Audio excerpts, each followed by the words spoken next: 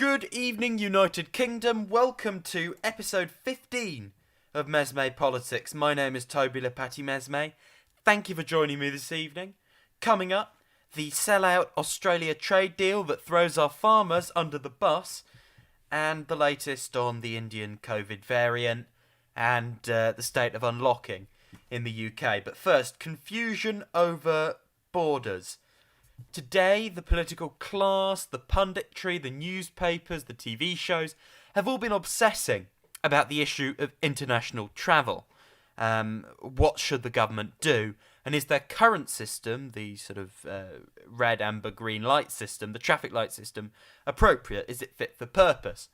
Right now, you have the green light countries, which you can travel to with all precautions in place. The amber countries, which you can travel to for emergencies, for urgent family reasons. You're advised not to, and you obviously have to undergo quarantine, etc., etc. So it'd be more expensive. You have to pay for all that, and you have the red list countries, which you just can't go to.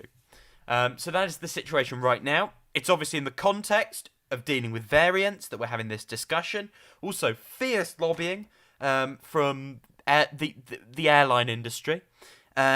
Let's try and walk the tightrope here and work out what's actually going on and what the government should actually be doing.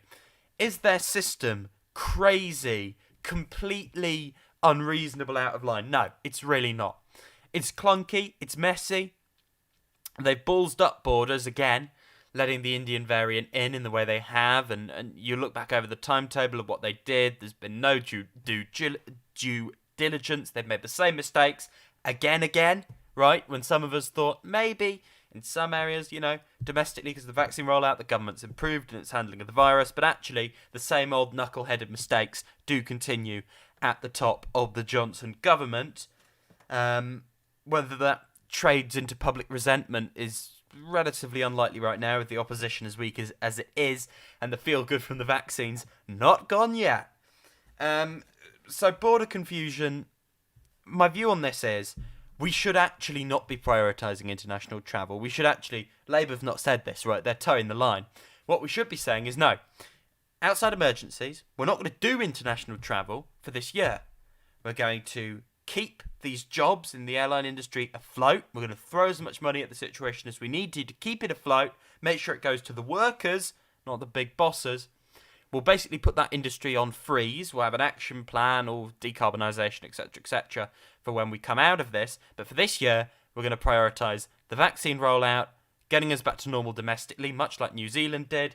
And then, in the longer term, we can look at ways of doing this safely. Right now, it's too unstable, and our obsession with holidays has managed to put the unlocking at jeopardy in a way it wouldn't have if we'd been stringent from January onwards on this, completely stringent, unwavering. We're not going to prioritise this right now. Because if you ask the British public, which will you prioritise? They're going to prioritise the domestic, not international travel, okay? People can forgo an international holiday and have a domestic holiday for a year if it means we can unlock, okay? If it means this nightmare is less nightmarish, basically.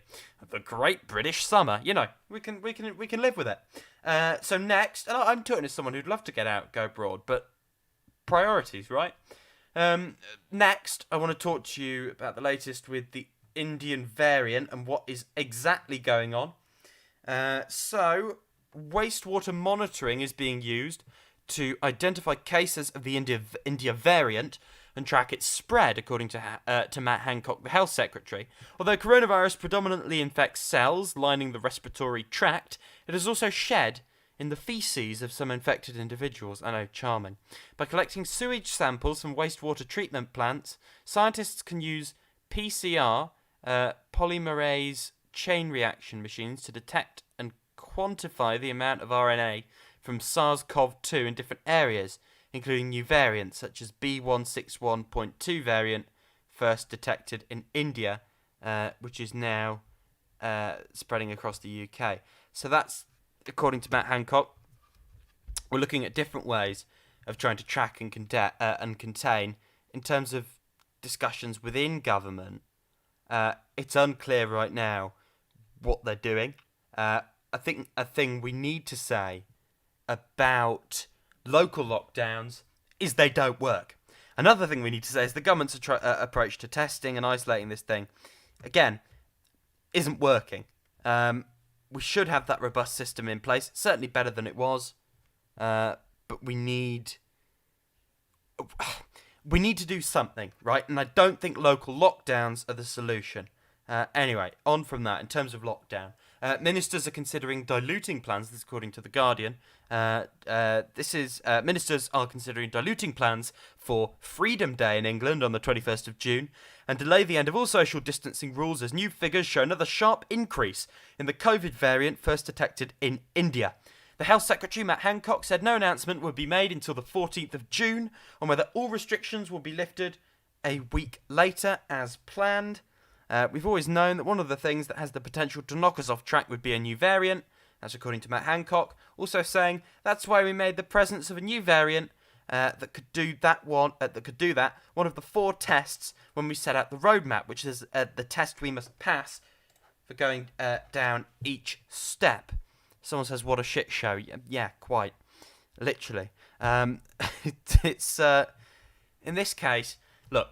We're promising data about how it responds to vaccines. We don't know about transmission. It is still the waiting game.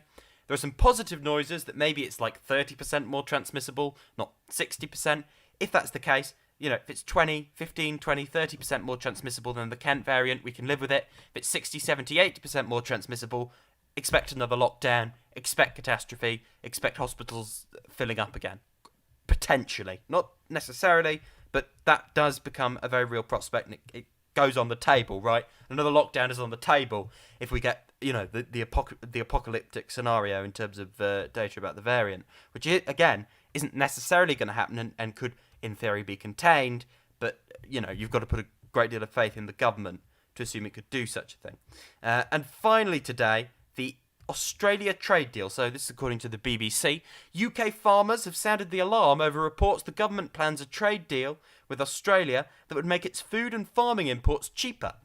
The move is being considered as part of a free trade pact with Australia. The UK government hopes will be a springboard for similar pacts with other countries. But UK farming unions have warned of irreversible damage from a bad deal. There is speculation the cabinet is split over the move, and Labour has accused the government of a sellout. As with many countries, farming imports from Australia face tariffs or taxes, making lamb and beef more expensive.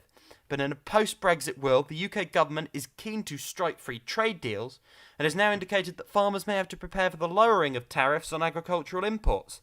The Department for International Trade would not be drawn directly on reports it is willing to concede to zero tariffs in return for an Australia deal. Now, that would be a disaster.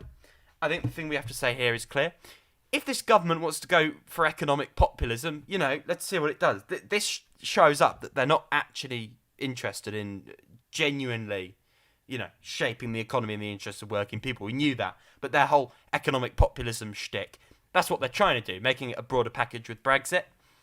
They're not going the Trump protectionist route. They are actually going, the elite protectionist route, where sort of protectionism is in the benefit of corporations, not people.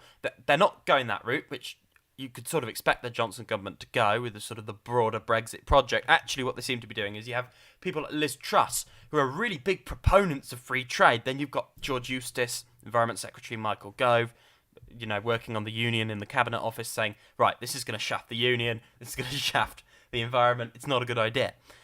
We have to be opposed to this, right? This does show the government up for what it is. It's selling out our domestic... This is a really potent political line to take out of the country, right? Our British farmers, we want stuff done locally. People want that. On the altar of lowering prices for meat, which, again, of course we want things more affordable, but we don't really want a mass influx of meat in the market anyway. We need to cut down on how much meat we eat to a degree, although I accept some people genuinely can't afford to do that.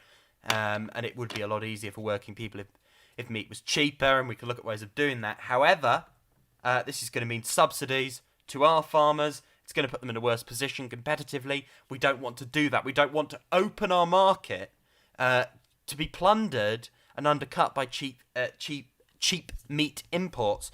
I mean, how does that look environmentally? Greenest government ever. We're going to fly meat in from Australia, right? Is that smart? No, it's not. Ecologically, it's not smart.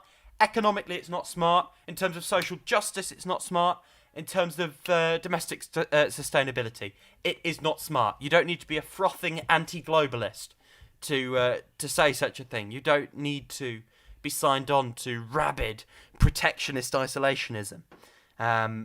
You just need to look at how people want their country to be run at good economic common sense. That's it from me today. I'll see you, same time, same place, tomorrow. Good night.